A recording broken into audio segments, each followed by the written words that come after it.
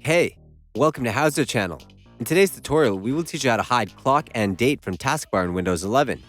Open Taskbar Search. Type Regedit.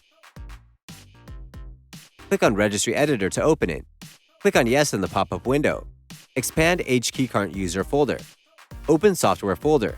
Go to Microsoft folder. Expand Windows folder.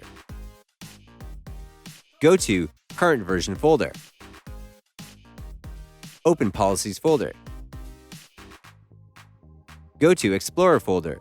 Go to the right side of the window. Click on New DWORD Value. Name the file Hideclock. Double-click on the file to open it. Set value data to 1 and click OK. Restart your device. If you want to show the clock, you simply need to delete Hideclock file.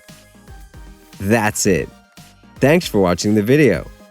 Please like it and let us know if you used any of our tips and tricks. Subscribe to our channel.